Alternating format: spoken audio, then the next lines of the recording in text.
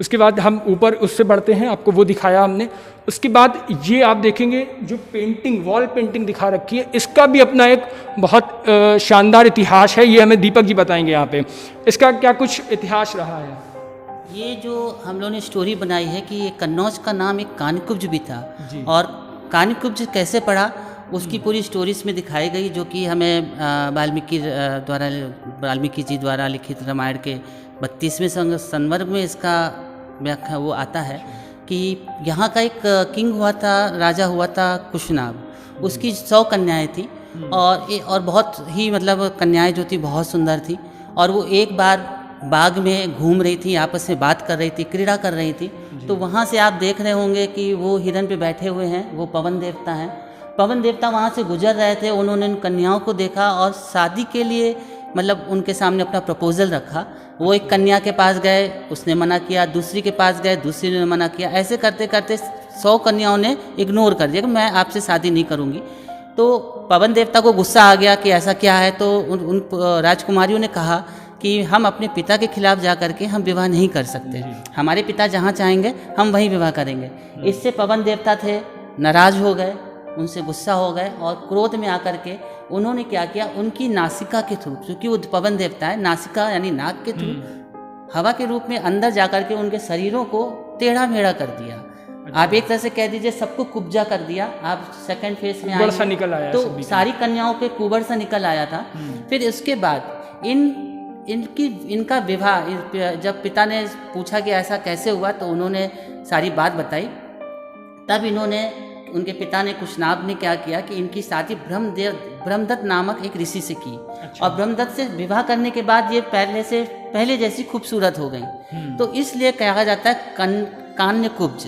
Kanye मतलब कन्या और कुब्ज मतलब कुबड़, और बाद में ये कानकुब्ज से इसका जो कन्वर्ट हुआ नाम कन्नौज, यानी कानकुब्ज कन्याओं के कुबड़ निकल आया, इसलिए इसका नाम रख दिया कान्यकुब्ज, कुब्जी कन्या, कुब्जी कन्या, कुब्जी कन्या। तो ये एक यहाँ के कान्यकुब्ज नाम की कहानी रही है। अच्छा, ये वाल्मीकि रामायण में प्रसंग मिलता है इसका? हाँ, इसका संबंध मिलता है। अच्छा, हमारे पास जो बुक है उसमें लिखा हुआ है। बहुत बढ़िया पेंटिंग रही है। तो उसके बाद जब आप ऊपर बढ़ेंगे, सामने ही आप बिल्कुल देखेंगे इत्र वीथिका, जो कन्नौज में मोस्टली नोन एक इतिहास है इत्र का। वो इसका पूरा एक बेसमेंट पूरा दिया है, इसका एक फ्लोर, किस तरह से उस पे इत्र का जी बनाया जाता है कन्नौज में, वो पूरा उसका दिया हुआ है, उसका पूरा फेस दिया हुआ है। ये ऊपर वाला तो काफी शानदार इत्र के लिए बनाया है आपने। ये जैसे ही आप अंदर आएंगे तो ये पूरी हिस्ट्री लिखी है कन्नौज और सुगंध का, क्या इसका रिलेशन रहा है।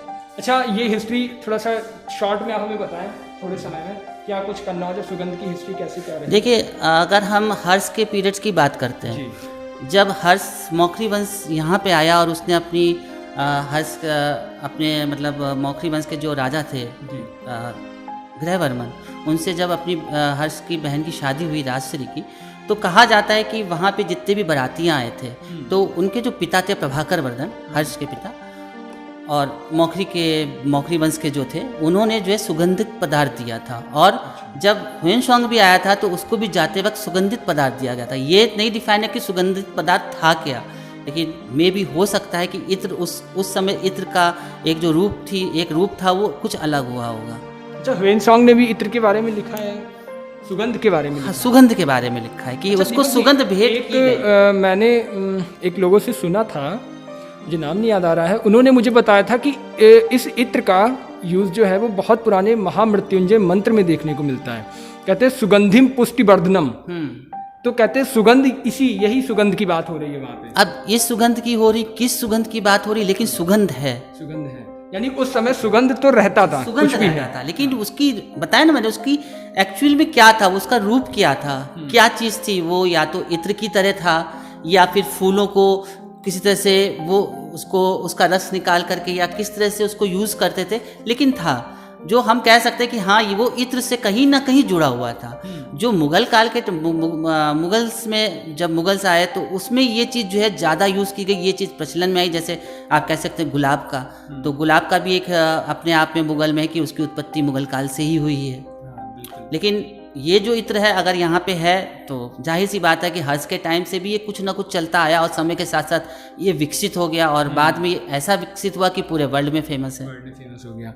अच्छा, ये फिर इत्र का यहाँ से शुरुआत हो रही है। हाँ, पूरा प्रेजेंटेशन है, ये लोग बैठे हैं। हाँ, यहाँ पे दिखाया जा गया है कि किस तरह से गांव के लोग जो इत्र फूलों की खेती करते हैं वो इत्र के व्यापारी के पास जाते हैं, वहाँ पे अब फूलों को बेचते हैं और उसके बदले में उनको धन मिलता है, अर्निंग होती है, रुपए मिलता है।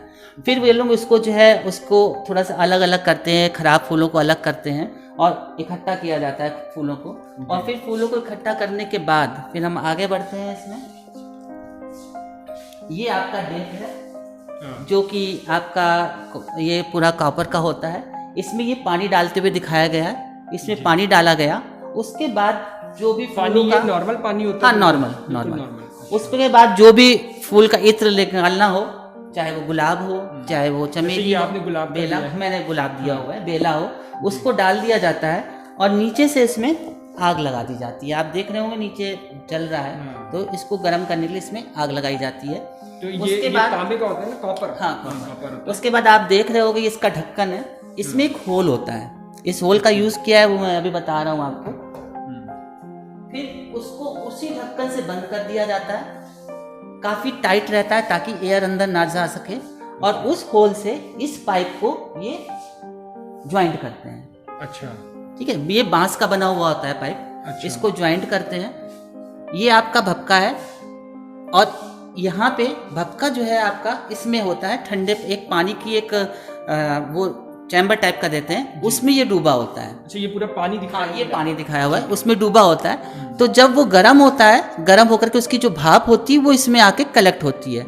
इसके अंदर ऑयल होता है, ठीक है, भाप कलेक्ट होती है, ये ठंडा हो जाता है। अच्छा, यही ऑयल, ये ऑयल कौन सा होता है? ये ऑयल सिंथेटिक ऑयल वो कोई भी यूज करते हैं। अच्छा।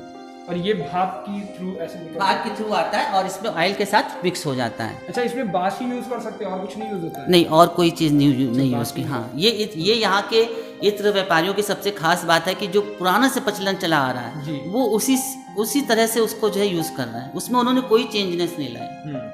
उसके बाद ये प्रोसेस आ गया भाप वाला। उसके बाद फिर ये तो एक समामा करके इत्र बनाया जाता है जिसमें कई तरह के आपके मसालों को यूज किया जाता है। बताते हैं गर्मी ठंड के लिए वो बहुत लाभदायक है। ठंड में मतलब शरीर को गर्मी देने के लिए बहुत काम आता है, बहुत यूज में आता है, महंगा भी बहुत होता है। अगर ठंड में गर्मी, तो फिर अगर सर्दी में इसको लगा लिया जाए तो? हाँ, तो आपको गर्मी उतनी सर्दी नहीं लगेगी, जो मैंने मतलब सुना है। ये भी देखिए अपने आप में काफी विशेषता है, बताइए। अच्छा, वो भपके में एक होल होता है जी, तो उस होल से वो क्या करते हैं, क्योंकि ये भाप भी आपको मालूम है पानी का एक फॉर्म होता है, ठीक है, तो उसमें एक होल होता है, तो उससे वो पानी अलग कर लेते हैं और ऑयल उसी भपके में रहता है। फिर वही ऑयल जो है आपका मार्केट में इत्र के रूप में बेचा जाता है। ठीक है, ये अब इत्र की मतलब लास्ट स्टेज है, ये अपना पैक कर रहे हैं। ठीक है, ये आपने ये दिखाया गया है कि ये भपका है, ये डेक है। अच्छा, इसको रिसीवर भी बोलते हैं? हाँ, रिसीव कर रहा है। हाँ, यही लेता है भपका ये। और ये डेक है। ये सब कॉपर के ही होते हैं? ये कॉपर के होते हैं। ये चमड़े की बोतल है, कुप्पी बोलते हैं। गांव वगैरह में कुप्पी बोली जाती थी वैसे। वो वाली कुप्पी जो मिट्टी के तेल निकालते हैं, वो नहीं, ये पूरी चमड़े की होती है। इसमें ये इत्र को रख देते हैं, फिर धूप में रख देते हैं, जिससे कि इसका जो है जो भी है मतलब मॉइस्चराइजर या कुछ भी वो बाहर आ जाए। फिर उसको बॉटल में भर के इसका यूज, हाँ, चमड़े में। ठीक है, ये तरह तरह के जो चीज़ें हैं इत्र बनाई जाती है, जैसे हमारा चंदन का है इत्र बनता है, आपका मेहंदी का इत्र बनता है, ठीक है, समामा में जो बनता है आपका अलग अलग मसाले यूज किए जाते हैं। मिट्टी का भी इत्र यहाँ पे बनता है, शायद आपने सुना होगा। ये सुना तो है, मैं थोड़ा आपसे जानना चाहूंगा। सुना ही है मैंने। मिट्टी के इत्र में क्या विशेषता, कैसे क्या? मिट्टी के इत्र का प्रोसेस सारा सेम होता है। जो तालाब होता है, तालाब के पास कुछ ऐसी मिट्टी होती हैं। मैंने अभी रिसेंटली कुछ डेलीगेट्स आए थे हमारे, तो इटली से आए हुए थे, उन्होंने काफ़ी कुछ उसके बारे में बताया। मैं भी पहली बार गया था। तो उसमें जो मिट्टी के केक बनाते हैं, मतलब मिट्टी को लेके गोल गोल केक बना के उसको सुखा लेते हैं। उसको फिर यही जो प्रोसेस आपका फूलों का चल रहा है, वही सेम मिट्टी का चलता है। भर देते हैं? हाँ, मिट्टी भर देते हैं, आग लगा देते हैं, उससे जो उसका वेपर आता है। तो जब आप उस इत्र को सूंघेंगे तो पहली बरसात में जब मिट्टी की जो खुशबू आती है, सेम वही खुशबू आती है। उस इत्र से। ये भी अपने आप में कन्नौज की भाई बड़ी विशेषता है, ये मिट्टी का इत्र। ये वैरायटीज है, केवड़ा है, रात की रानी, गुलाब, मजमुआ, मोगरा, हिना। ये रात की रानी फूल है क्या कोई? हाँ, रात की रानी फूल होती है, फूल होता है उसका, जो रात में खिलता है। अच्छा, मजमुआ, मोगरा, चंदन है, बेला है, खस है। ठीक है, ये इत्र का प्रोसेस यहाँ पे दिखाया किस तरह से इत्र बनता है। कन्नौज का काफ़ी फेमस है और कन्नौज का इत्र तो काफ़ी दूर दूर तक बहुत प्रचलन में है। फ्रांस की ग्रासे की भी कुछ है ना यहाँ पे, जो यहाँ का सिस्टम अलग है और वहाँ का अलग है। वहाँ का थोड़ा मैकेनिक सिस्टम है, मशीन से। ठीक है, और यहाँ पे सारा कुछ पुरानी पद्धति से होता है। अच्छा, ये देखिए हुआ है पूरा। अब जैसे मैं आपको कुप्पी बता रहा हूँ, तो इन बोतलों का उपयोग अतर से नमी को हटाने के लिए किया जाता है। अच्छा, उसमें भर देते हैं अतर को, हाँ, और धूप में रख देते हैं, जो उससे जो नमी होती है वो हट जाती है। रैपर के थ्रू आई होगी। ठीक है, और ये टट्टर तेल, अतर तेल, एक्चुअली में थोड़ा स्पेलिंग का वो है, अतर तेल में अपनी अनूठी सुगंध होती है। ठीक है, काफ़ी फेमस है यहाँ का। बहुत सारी औषधियों के रूप में भी इत्र का उपयोग होता है। पूरा इत्र का था। इत्र से अब हम बाहर, ये इसमें आप देखेंगे जब कभी आप यहाँ घूमने आएंगे अगर, तो अभी तो मैंने आपको नॉर्मल दिखाया है, जब आप यहाँ पे आएंगे तो देखेंगे ये पूरा साउंड सिस्टम है, बहुत शानदार बना रखा है। अभी मैंने अभी सुना था, बिल्कुल ये साउंड सिस्टम है, और एक एक प्रोसेस को बहुत डीप तरीके से आपको ये बताएंगे यहाँ पे। और काफ़ी लंबा, मतलब इत्र का इतिहास क्या रहा है, पास्ट का, फिर प्रेजेंट क्या है, फिर कैसे क्या आगे चीज़ें होंगी, फिर क्या रिजल्ट निकल करके कैसे चीज़ें आएंगी, वो सब यहाँ पे इन्होंने बहुत अच्छे तरीके से बताया है। पूरा साउंड सिस्टम है, बहुत शानदार है। उसके बाद आगे बढ़ते हैं, दूसरी ओर देखते हैं और क्या यहाँ की इतिहास निकल करके आता है। पहली जो हमारी ये पूरी हर्ष से रिलेटेड है, हर्षवर्धन से, कि उसका पूरा जन्म से लेकर के उसका लास्ट तक का दिखाया गया है। ये वर्धन वंश पूरा ये चार्ट में दिख रहा होगा। वर्धन, राजवर्धन, आदित्यवर्धन, प्रभाकर वर्धन, ये थानेश्वर के थे। प्रभाकर वर्धन के दो पुत्र थे, राजवर्धन और हर्षवर्धन, और इनकी पुत्री थी राजश्री। और राजश्री का जो विवाह हुआ था वो कन्नौज के मौखरी वंश के नरेश गृहवर्मन से हुआ था। अच्छा, इस तरह से हर्ष जो है कन्नौज के कांटेक्ट में आए, संपर्क में आए। ये था जी, उनकी बहन का ससुराल था ये। ठीक है, और हर्ष का जन्म यहाँ पे ये दिया हुआ है, थानेश्वर राज में था, राजसी विवाह। और इसके बाद ये दिखाया भाई, यही चीज़ें जो आप देख रहे हैं ना, आपको डीप में यहाँ से दीपक जी में बताएंगे सारी चीज़ों को थ्रू इमेजरी, मतलब पूरा दिखा रखा है। ये आपका हर्ष का जन्म है जो थानेश्वर में था, थानेश्वर में हुआ था। उनकी माता है यशोमती, पिता है प्रभाकर वर्धन, गोदी में हर्ष है, और उनके जन्म के टाइम लोग उपहार लेकर के आ रहे हैं उनको देने के लिए, भेंट करने के लिए। उसके जो अभी मैंने आपको बताया, उनकी जो बहन थी राजश्री, एकलौती बहन थी राजश्री, उसका विवाह का दिखाया गया कि राजश्री का विवाह यहाँ के मौखरी नरेश गृहवर्मन से हुआ था। आप देख रहे होंगे पूरा नरेश गृहवर्मन कन्नौज के राजा थे। कन्नौज के और ये जो आपको दिख रही है, ये हर्षवर्धन की सिस्टर हैं। ठीक है, इनका कुछ विवाह क्या नॉर्मल विवाह था या कुछ प्रेम प्रसंग टाइप का था? नहीं, नॉर्मल विवाह था, नॉर्मल विवाह था। ठीक है, बहुत दूर दूर से लोगों, बहुत भव्य तरीके से उनका विवाह का आयोजन किया गया था, जो कि हमें वाण भट्ट की हर्षचरित में पूरे विवाह का मिलता है कि किस तरह से, कैसे लोग आए वहाँ पे, किस तरह से मंडप सजाया गया, उसने पूरा डिटेल दिया हुआ है वाण भट्ट। ऐसे ही सिस्टम होता होगा आज की तरह, वही दिया होगा, इसीलिए बना रखा है आपने। फिर ठीक है, इसके बाद कुछ समय बाद जी बंगाल के शासक देवगुप्त ने कन्नौज पे आक्रमण कर दिया था और गृहवर्मन को मार दिया था। राजश्री के जो हस्बैंड थे, पति थे गृहवर्मन, उनको मार दिया था, और राजश्री को बेड़ियों में जकड़ के उसको बंदी गृह में डाल दिया।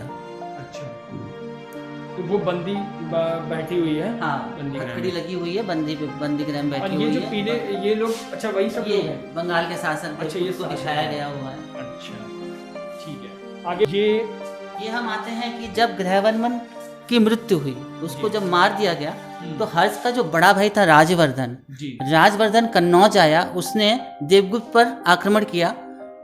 हालांकि वो इस युद्ध को जीत चुका था, राजवर्धन जीत चुका था, देवगुप्त हार गया था, पर शाम के टाइम शिविर पे बुला करके राजवर्धन को धोखे से मार दिया गया।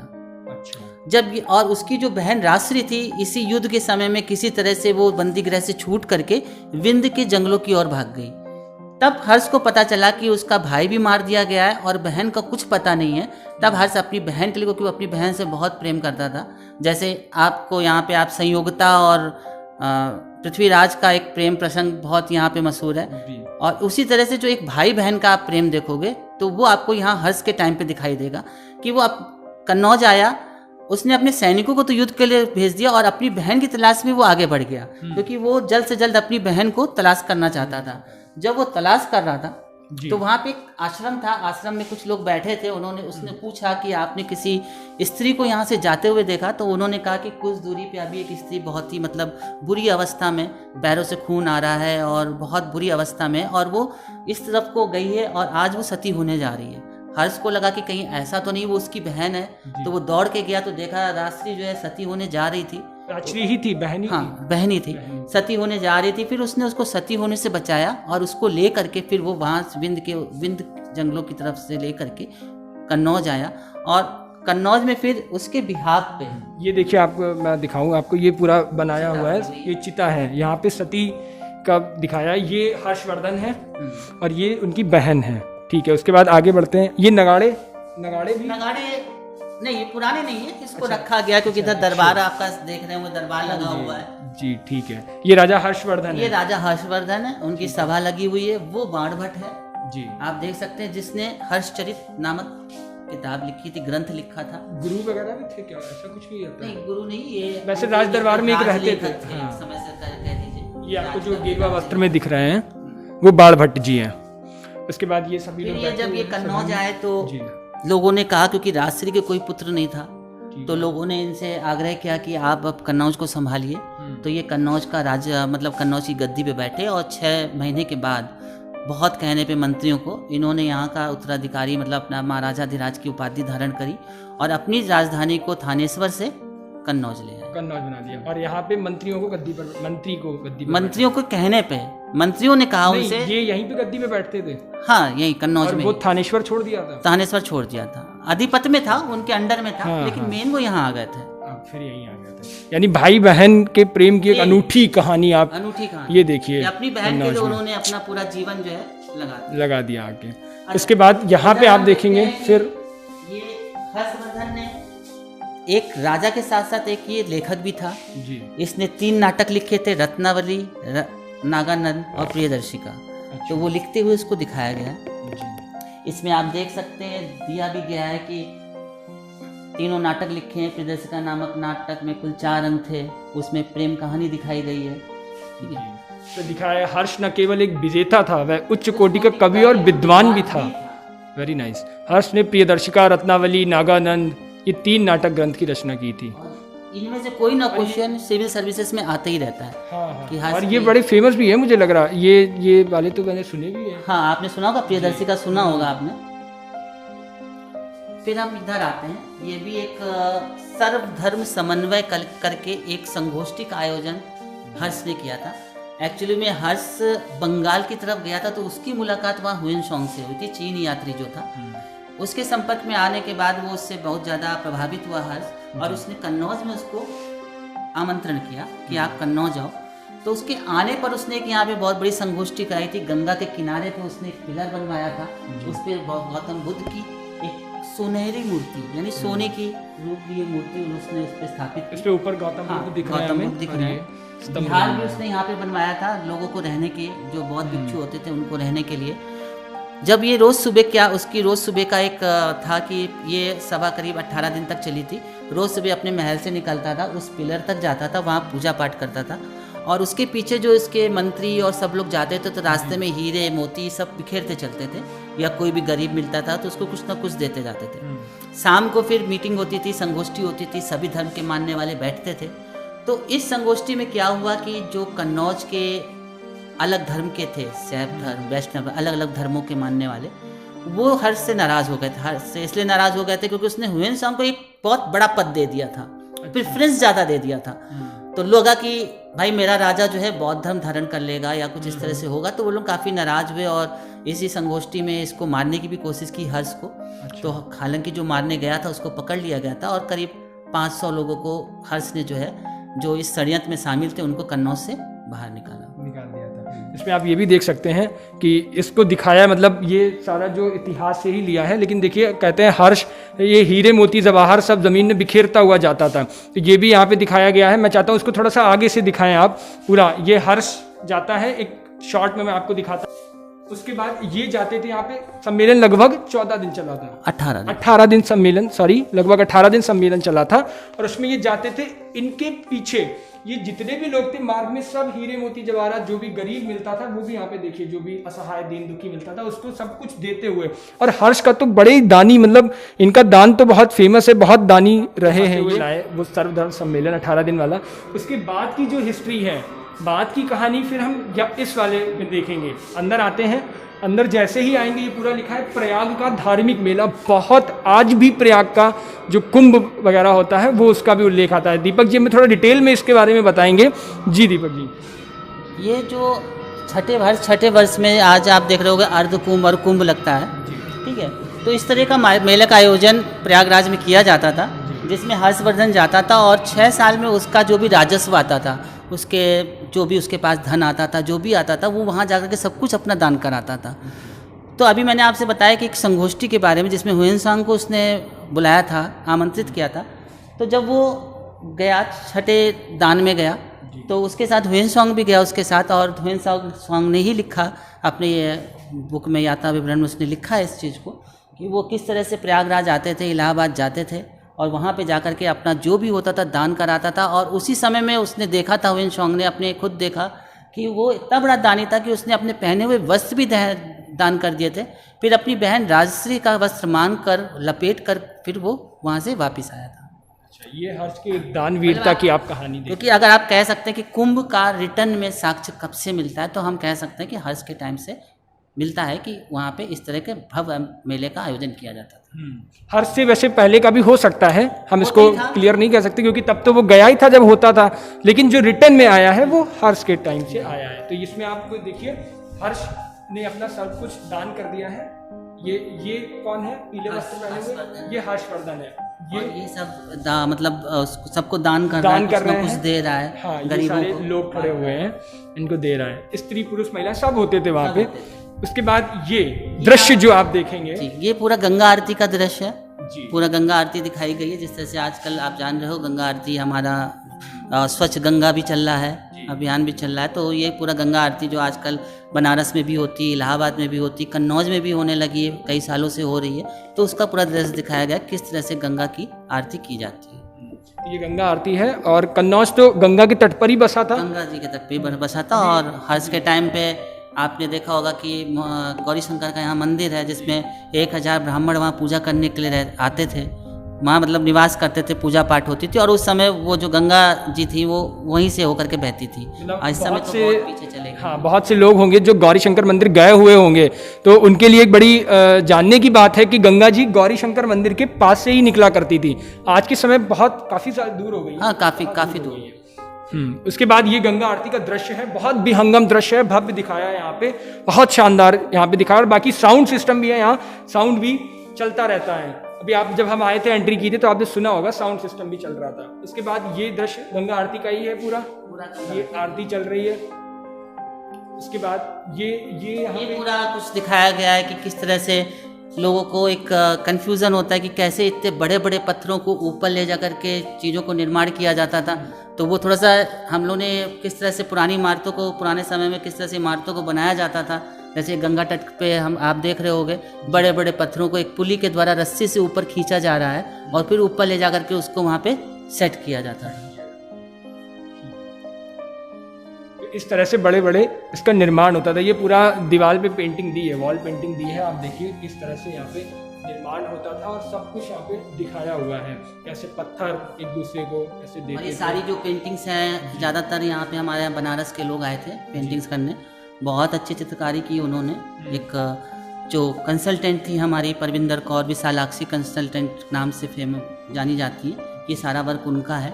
और हमारे जो डायरेक्टर सर हैं इस समय श्री आनंद कुमार सिंह जी, उन्होंने भी काफ़ी मतलब सहयोग किया, काफ़ी कुछ बताया हम लोगों को किस तरह से क्या बनना चाहिए, क्या होना चाहिए।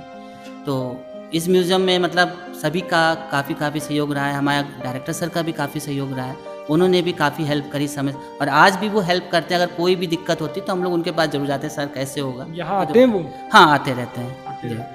ये लखनऊ में बैठते हैं, हमारे यहाँ म्यूज़ियम डायरेक्टरेट है, वहाँ बैठते हैं हमारे डायरेक्टर। आपने जिन मैडम का भी नाम बताया, अभी आप बता रहे थे इन्होंने राष्ट्रपति भवन वगैरह में भी? हाँ, उन्होंने राष्ट्रपति भवन में म्यूज़ियम बनाया है और पंजाब में भी एक बहुत काफ़ी बड़ा म्यूज़ियम बनाया।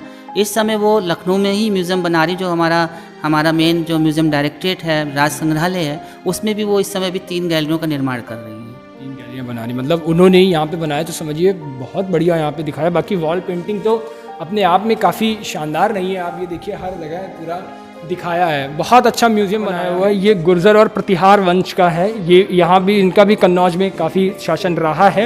ये आप देख सकते हैं, यहाँ पे दे रखा है नागवट द्वितीय, रामभद्र, मिहिर भोज, महेंद्रपाल प्रथम, भोज द्वितीय, यानी ऐसे करके इनकी पूरी 13 पीढ़ियों का यहाँ वर्णन हमें मिलता है। बाकी इसके बारे में भी आपको डिटेल से यहाँ पे अच्छा एक ये भी दिखा रखा है, महमूद गजनवी का कन्नौज पर आक्रमण इसी समय पर हुआ था, गुर्जर प्रतिहार वंश के टाइम पे। बाकी का हमें डिटेल से दीपक जी इसके बारे में बताएंगे। जी, ये राजा हैं, ये प्रतिहार नरेश मिहिर भोज हैं, जो यहाँ पे तीसरी पीढ़ी थी उनकी।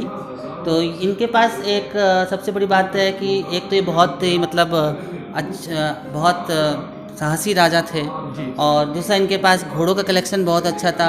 और सबसे मेन चीज़, पहली बार अगर किसी ने स्त्रियों को अपने सैनिकों में जो जगह दी थी वो मिहिर भोज ने दी थी। अच्छा। हाँ, उसके बाद आप मिहिर भोज के बाद इस समय जब आपका ये प्रतिहार वंश चल रहा था और सब हो रहा था, उस समय आपका 1008 में पीछे दिया हुआ है, महमूद गजनवी ने यहाँ पे आक्रमण किया था। और गजनवी ने आक्रमण जब किया तो मंदिरों को तोड़ा, मूर्तियाँ तोड़ी, काफ़ी सोना चांदी उसने लूटा, क्योंकि उसने तो पूरे भारतवर्ष पे ही आक्रमण किया था। अच्छा, इससे जुड़ी हुई मैं आपको एक कन्नौज में, जैसे मैंने आपको चेस के बारे में बताया, एक और भी चीज़ अभी रिसेंटली 1018 में गजनवी यहाँ आया था, और 2018 में हमारे यहाँ पे कन्नौज से उस समय का रिलेटेड उनके वंशज, जो आज स्वीडन, जर्मनी, जगह जगह पे जो आर रोमा कम्युनिटी कहते हैं, जो अपने कन्नौज को अपनी मातृभूमि मानते हैं, वो लोग कन्नौज आए थे। अच्छा। हाँ, उनका कहना है कि जब गजनवी यहाँ से आया तो यहाँ से कुछ लोगों को बंदी बनाकर अपने साथ गजनी ले गया। गजनी जाने के बाद वो लोग पूरे वर्ल्ड में अलग अलग जगहों पे जाके बस गए, और आज उनकी जो आप पॉपुलेशन समझो, मैं कहूँ तो वो 2 करोड़ के करीब है। 2 करोड़ उनकी पॉपुलेशन है, और उनके जो एंसिस्टर्स थे, पूर्वज थे, वो कन्नौज के ही थे। तो वो लोग 2018 में 1000 वर्ष पूरा होने पर वो यहाँ पे आए थे। उन्होंने कन्नौज में पूजा भी करी, काली देवी यहाँ मंदिर है मकरंद नगर में, वहाँ पे जाके पूजा पाठ भी की, म्यूज़ियम भी आए, क्योंकि उनके कल्चर पे हमने एक एग्जीबिशन लगाई हुई थी, और उनको बहुत अच्छा लगा। यहाँ की मिट्टी वो अपने साथ लेके गए, ताकि वो जो है कन्नौज को हमेशा याद रखें। अच्छा, उनको ये पता था कन्नौज का पूरा सिस्टम? हाँ, वो उनकी हिस्ट्री में लिखा हुआ है। अच्छा। वो उनके पास लिखित में है कि किस तरह से ये कन्नौज से उनका रिलेशन है। तो उन्होंने यहाँ आके पूजा वगैरह सब किया था? हाँ, वो काली देवी, क्योंकि उनका मानना है, जो वो लोग काली बीबी करके, उनका जो एक मेन जो उनकी डीटी हैं काली बीबी, उनकी पूजा करते हैं। और सुनने में ये भी आया कि वो फास्ट भी रखते हैं, और उनको जैसे हम लोग दुर्गा जी को नवमी में ले जा कर के दुर्गा पूजा में दुर्गा जी को जो है नदी में हम लोग विसर्जन करते हैं, वो काली बीबी को ले जाते हैं, वहाँ पे डिप करते हैं, डिप करके यानी कि डुबो के फिर निकाल के फिर उसको चर्च में लाके नीचे रख दिया जाता है। और इनकी जो काली बीबी होती है वो मेन बेसमेंट में रहती हैं। अच्छा। साल में एक बार उनको मौका दिया जाता है, वो पूरे भव्य से बहुत भव्यता की तरह जुलूस निकाल के उनको ले जाते हैं। और उनका अगर आप कल्चर देखेंगे, कुछ उनके वर्ड भी ऐसे हैं जो हमारे इंडिया से मिलते हुए हैं, कुछ चीज़ों को वो इस्तेमाल भी करते हैं आज भी। तो ये भी एक माइग्रेशन का एक बहुत बड़ा मतलब एक एग्जाम्पल है कि किस तरह से कन्नौज से लोग आज गए हैं, तो वो अलग अलग जगह पे जो है बसे हुए हैं। अच्छा, ये सारी चीज़ें आपको लगता है कन्नौज के लोगों को पता हैं? जब वो लोग आए तो लोगों को पता चला इस विषय में, लेकिन ज़्यादा लोगों को नहीं पता चला। लेकिन फिर भी जिन्होंने उनके बारे में पढ़ा, न्यूज़पेपर में आया, काफ़ी कुछ आया, लोगों ने पढ़ा, उनको भी एक नई जानकारी मिली।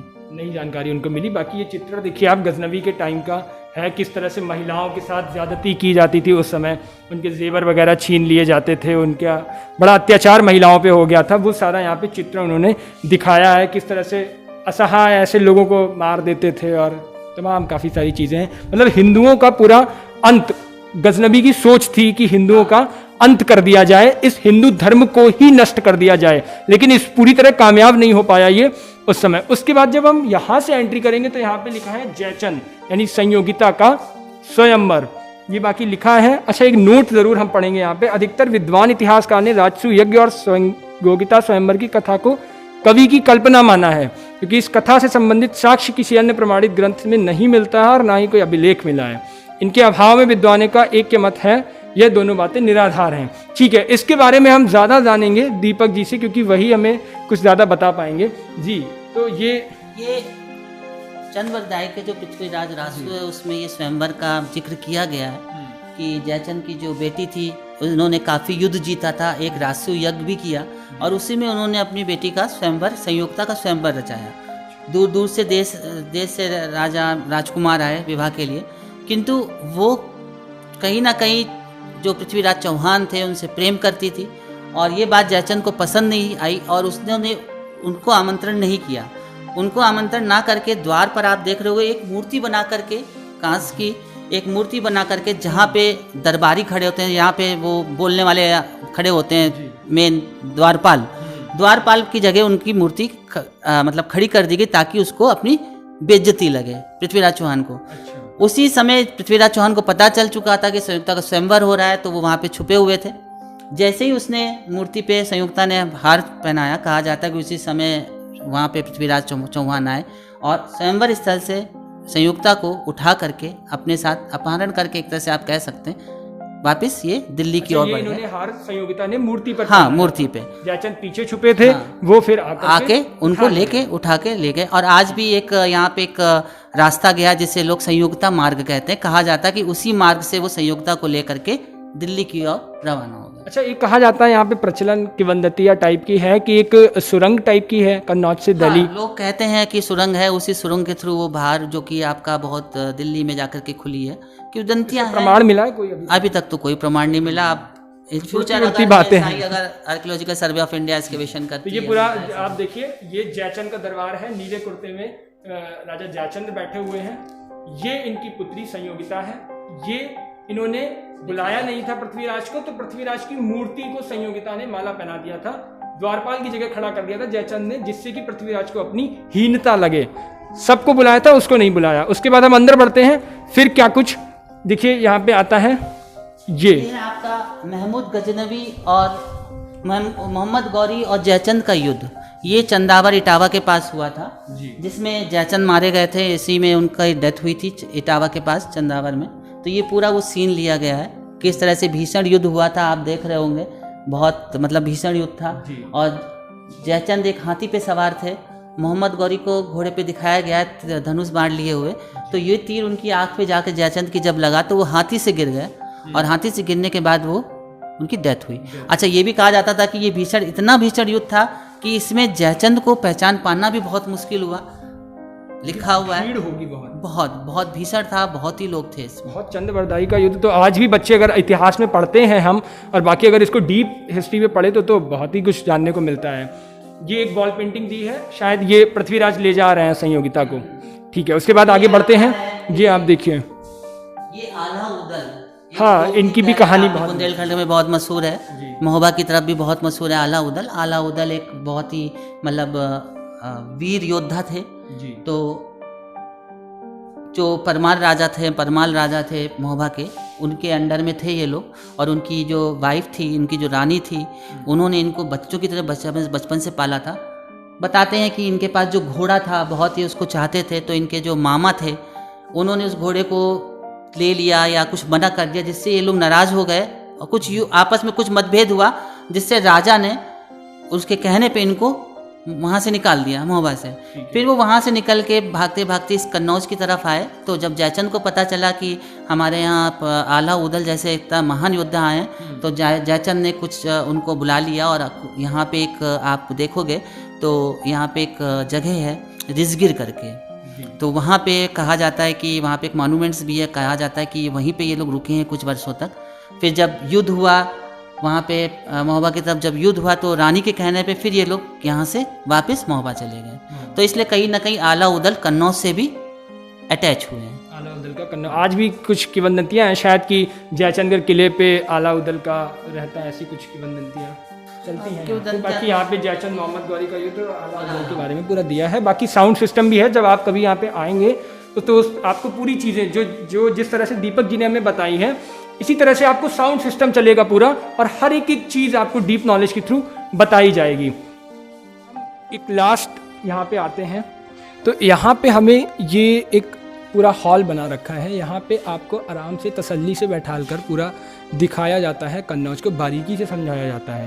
बाकी दीपक जी इसमें क्या कुछ रहता है, क्या चीज़ें चलती हैं? एक्चुअली में कन्नौज के इतिहास को यहाँ पे एक प्रोफेसर साहब हुए हैं रिसेंटली, जिनकी अभी डेथ हुई है, श्री विराम जी, रमेश तिवारी विराम जी, उनके द्वारा लिखित है मैं कन्नौज हूँ, उन्होंने लिखा हुआ था।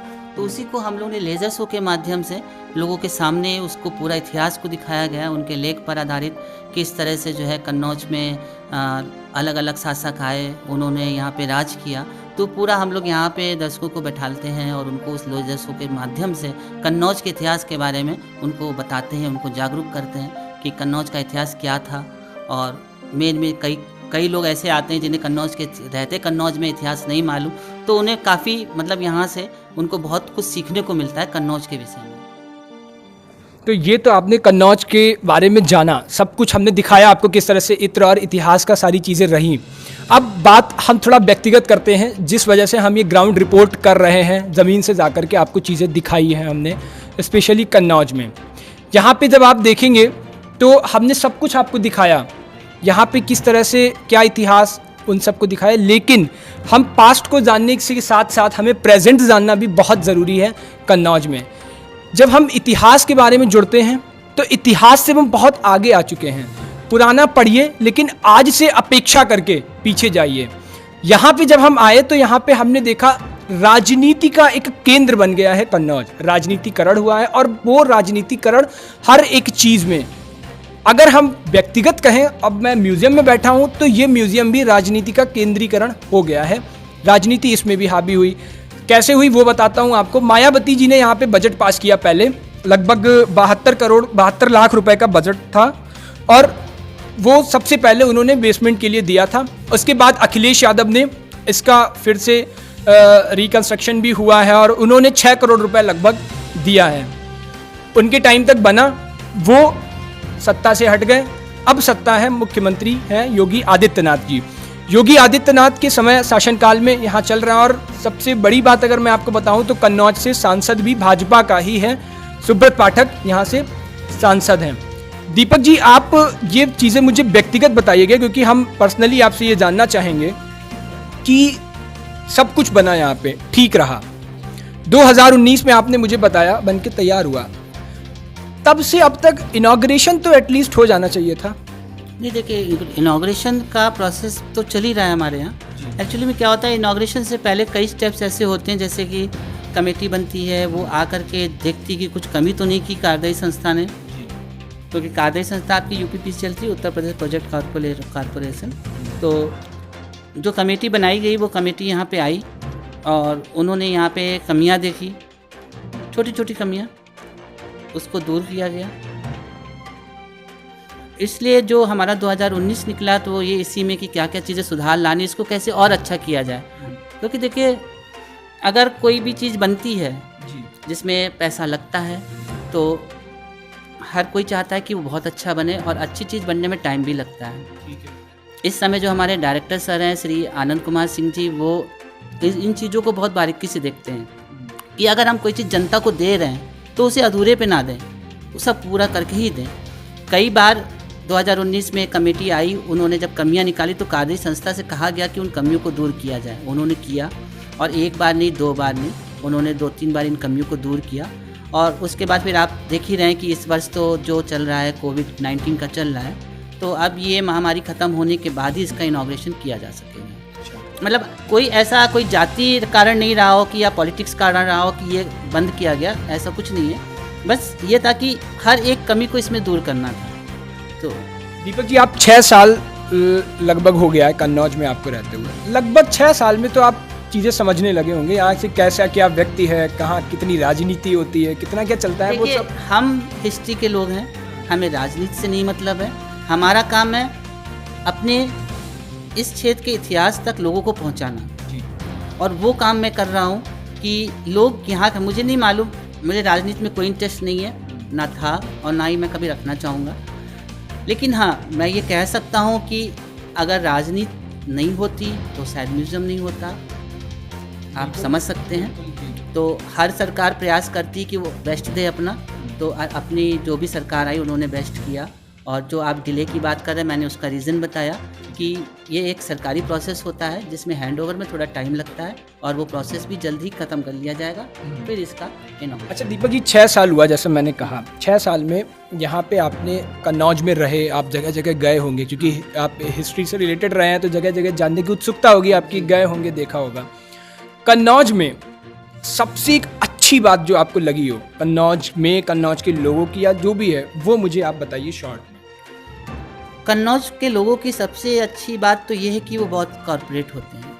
मतलब जैसे मैं यहाँ पे कोई फंक्शन कराता हूँ, लोगों को बुलाता हूँ, तो वो लोग हमारा बहुत सहयोग करते हैं। यहाँ के जो मीडिया है, मीडिया वर्ग बहुत सहयोग करती है, तो उनको देख के लगता है कि नहीं, यहाँ के लोगों को इतिहास में रुचि है, लेकिन बस हमको उस इतिहास को लोगों के सामने निकाल के रखना है कि आपके कन्नौज का इतिहास ये था। और मेरा हमेशा से प्रयास रहा है कि मैं यहाँ के इतिहास को ना सिर्फ कन्नौज बल्कि और आगे तक लेके जाऊँ, लोग उसके बारे में जाने। इसलिए अभी मैंने आपसे इंटरनेशनल सेमिनार भी बताया, मैंने उसको करके जो हम लोग ने ऑर्गेनाइज़ किया, उसका उद्देश्य भी यही था कि लोग कन्नौज के बारे में जाने। और सबसे बड़ी बात है, जब मार्शल, मैंने आपसे बताया आर रोमा कम्युनिटी के लोग आए, जब मार्शल जी यहाँ पे आए, जर्मनी के थे वो आए, उन्होंने भी हमको एक बात बताई कि अगर वो कोशिश कर रहे हैं एक गैलरी कन्नौज और उनकी कम्युनिटी को ले करके बनाई जाए, उनके रहन सहन क्या है, जिसका पूरा फंड वो खुद देंगे। अभी वो कोशिश कर रहे हैं कि ऐसा कुछ हो जाए। अब आगे देखिए, मेरा भी प्रयास है कि अगर ऐसा कुछ हो जाएगा तो यहाँ की जनता को भी पता चलेगा कि यहाँ से लोग निकल के, उनके पूर्वज यहाँ से थे और आज वो पूरे वर्ल्ड में फैले हुए हैं। तो कहीं ना कहीं ये चीज़ भी आगे आएगी और भी आगे कन्नौज का नाम होगा। मेरा कोशिश इत्र की जगह जगह, इसके साथ साथ इतिहास का भी नाम लोग लें कि हाँ, कन्नौज वाकई में इत्र और इतिहास की नगरी होगी। अच्छा, आप कन्नौज में, अच्छी बात तो आपने बताई थी हमें, एक बहुत बेकार बात कन्नौज की क्या लगती है आपको? कि वो अपना इतिहास भूल गए और भूल गए, जानना भी नहीं चाहते। हाँ, बस ये चीज़ है, ये बेकार है। जैसे मैं कोई प्रोग्राम कराता हूँ, एग्जीबिशन लगाता हूँ, बाकायदा मैं उसका प्रेस रिलीज़ करवाता हूँ कि ऐसे ऐसे तारीख को यहाँ पे एग्जीबिशन है। हम ज़्यादातर फ़ोटो एग्जीबिशन लगाते हैं, लेकिन मैंने देखा कि या तो वो न्यूज़ उन तक नहीं पहुंचती है या फिर वो आना नहीं चाहते। ये भी एक बड़ा कारण रहता है क्योंकि आजकल लोग जो है ना, इतिहास से बड़ा दूर जाते जा रहे हैं।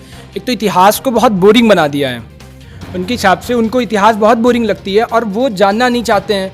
रीज़न उसका ये रह गया है कि आजकल जो यूथ है, बेसिकली यूथ को तो इतिहास जानना ही चाहिए, और जो यूथ है वो तमाम काफ़ी सारी चीज़ों में लिप्त हो गया है, मूवीज़, ये नेटफ्लिक्स और इन सब चीज़ों में। तो ऐतिहासिक, जैसे आपने भी बताया, यहाँ से एक ई जर्नल निकलता है, जर्नल कौन प्रकाशित करवाते हैं? भी आपने आर्कियोलॉजिकल जर्नल, वो एडीजी हैं, एडीजी सर हैं श्री विजय कुमार जी। जी। कहीं ऑनलाइन होगा ना वो उनका ऑनलाइन है, इंडियन जर्नल ऑफ आर्कियोलॉजी करके है उनका ऑनलाइन। आप उस पर जाएंगे, कभी भी आप उसको देखिएगा तो उसमें आपको कन्नौज के बारे में काफ़ी कुछ मिलेगा। अब उसमें उन्होंने इतना सारा दिया है, लेकिन युवा ऑनलाइन तो बैठेगा, चीज़ें देखेगा, लेकिन वो चीज़ नहीं देखेगा जो उसके मतलब की है। ये जबकि जानने की बात, किसी आदमी, बाहर के आदमी ने आकर के आपके यहाँ इतना काम किया और उसके बाद भी ये सारी चीज़ें हैं। अच्छा दीपक जी, एक चीज़ मुझे और बताइए, कन्नौज पे आगे और इतिहास में क्या काम करना चाहते हैं कन्नौज के लोगों को? देखिए, अभी तो हम लोग जैसे समय समय पे हम लोग कंपटीशंस और बच्चों का कंपटीशंस कराते रहते हैं। थोड़ा और भी हम इसमें अभी आगे आने वाले समय, इनॉग्रेशन होने के बाद ड्राइंग कंपटीशन, रंगोली प्रतियोगिता, बच्चों को बुलाना, उनको जागरूक करना। मेन बच्चों को, कि अगर बच्चे शिक्षित होंगे तो आगे चल के वही इतिहास को बचा पाएंगे। तो बहुत कुछ करना है अभी हमें यहाँ पे, और प्रयास भी कर रहे हैं कि एक थोड़ा सा एक लाइब्रेरी टाइप का भी हो हमारे म्यूज़ियम में, ताकि लोग आएँ यहाँ के इतिहास को पढ़ें। तो देखते हैं आगे क्या होता है। यहाँ तक तो म्यूज़ियम आ गया है, इसको अभी और आगे तक ले जाना है। अभी कितना मानते हैं ये काम कितना हो पाया? अभी काम तो लगभग आप समझ लीजिए 99% कंप्लीट है, केवल 1% है हैंडओवर होना है, जो कि बहुत जल्द हो जाएगा और उसके बाद डेट ली जाएगी शासन। अच्छा, फिलहाल तो कह सकते कोविड की वजह से है, लेकिन फिर भी कब तक की उम्मीद है यहाँ के जो ऑफिशियली इनॉग्रेशन करने की? अब ये तो देखिए शासन तक लेटर ही जाएगा हैंडओवर होने के बाद, तब उसकी डेट फाइनल होगी।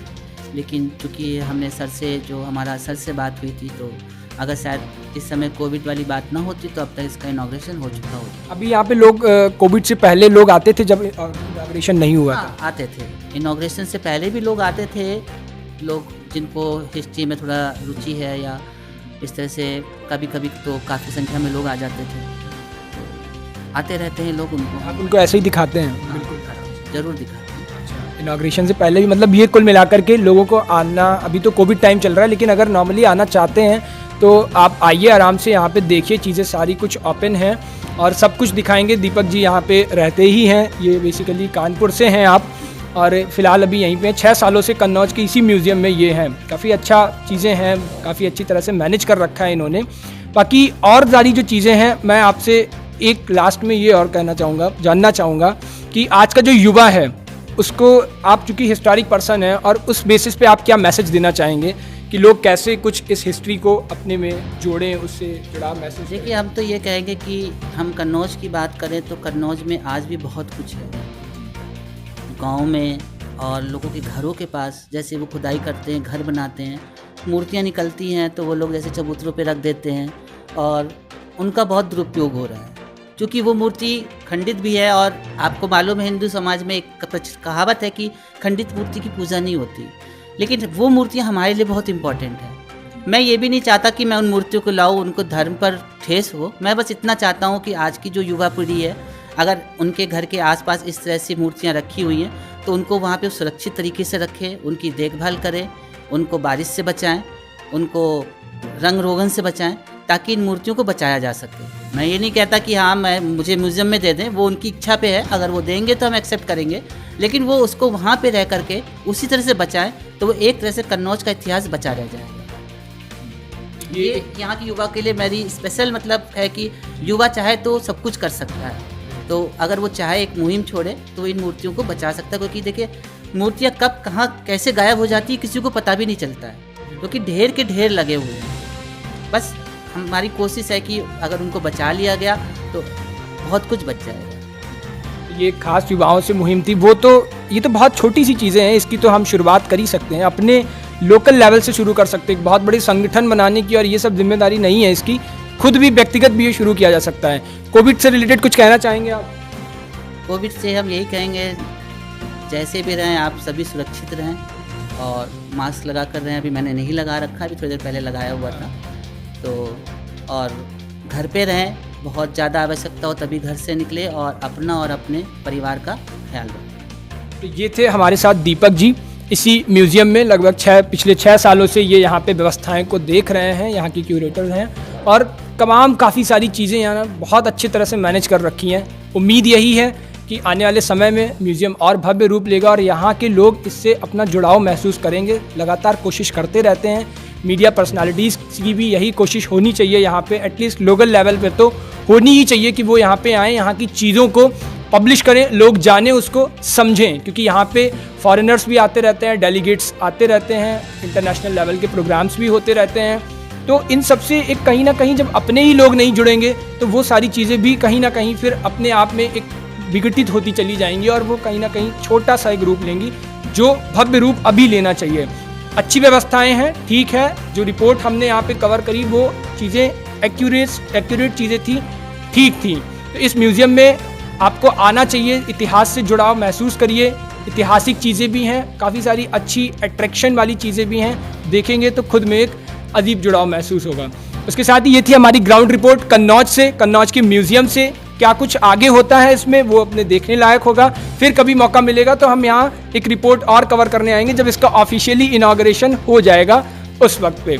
बहुत बहुत धन्यवाद दीपक जी हमारे साथ जुड़ने के लिए, बहुत बहुत धन्यवाद आप सभी का, आप हमारे साथ जुड़े, बहुत बहुत नमस्कार।